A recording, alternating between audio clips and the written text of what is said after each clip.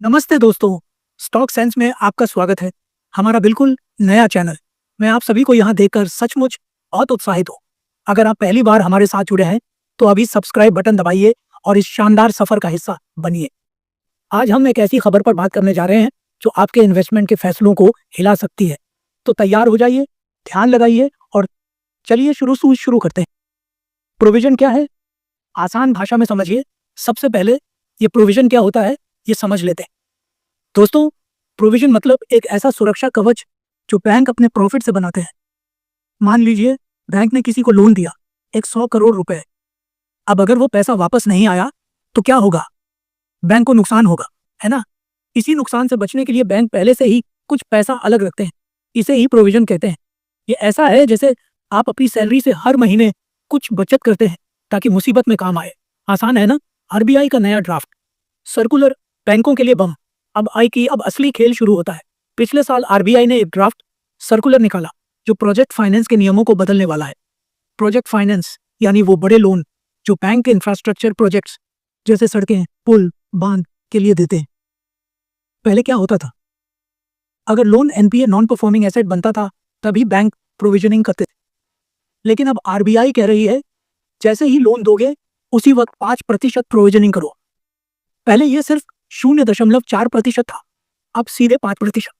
यानी 1000 करोड़ के लोन पर पहले 4 करोड़ अलग रखते थे, अब 50 करोड़ रखना पड़ेगा। समझे ना? कितना बड़ा झटका है ये। इसका असर क्या होगा? बैंकों और कंपनियों पर आफत। अब सवाल यह है, इससे होगा क्या? दोस्तों, ये नियम लागू हुआ तो बैंकों का प्रॉफिट नीचे जाएगा। 50 करोड़ का प्रोविजन मतलब बैलेंस शीट पर भारी दबाव। बैंक सोचेंगे भाई लोन देना ही कम कर दे, खासकर प्रोजेक्ट फाइनेंस में। और अगर बैंकों ने लोन देना बंद किया तो इंफ्रास्ट्रक्चर कंपनियों का क्या होगा? उनकी तो सांसें अटक जाएंगी। लोन मिलेगा नहीं, प्रोजेक्ट्स रुक जाएंगे। ये एक चेन रिएक्शन है जो पूरी इंडस्ट्री को हिला सकता है। क्या ये आपको डराने वाला नहीं लग रहा? अभी क्या अपडेट है? थोड़ी राहत की उम्मीद। अच्छी खबर यह है कि आरबीआई अभी सोच रही है। कुछ लोग बोले सब प्रोजेक्ट्स पर 5% क्यों? रिस्क देखकर फैसला करो। तो अब आरबीआई रिस्क असेसमेंट की बात कर रही है।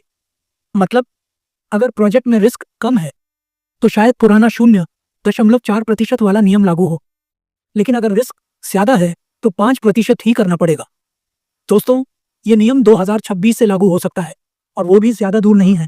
टाइम कम है, तैयारी शुरू कर दो। इन्वेस्टर की नज़र से क्या करें? मैं एक प्रोफेशनल इन्वेस्टर की तरह आपको बता रहा हूँ, ये खबर छोटी नहीं है। अगर आप बैंकिंग स्टॉक्स में पैसा लगाते हो तो अभी से नजर रखो। ये नियम सब बैंकों पर लागू होगा, चाहे वो एसबीआई हो या कोई प्राइवेट बैंक। डरने की जरूरत नहीं है, लेकिन अवेयर रहना जरूरी है। अपने पोर्टफोलियो को चेक करो, बैंकिंग और इंफ्रा सेक्टर पर नजर रखो और स्मार्ट फैसले लो। मौका भी है, जो समझदार होंगे वो फायदा उठाएंगे। अलविदा नहीं, फिर मिलेंगे। तो दोस्तों, ये थी स्टॉक सेंस की पहली पेशकश। मजा आया? उपयोगी लगा? तो अभी लाइक करो, शेयर करो और हमारे चैनल को सब्सक्राइब करो। अगली बार फिर मिलेंगे, तब तक स्टॉक मार्केट में स्मार्ट बने रहो। बाय।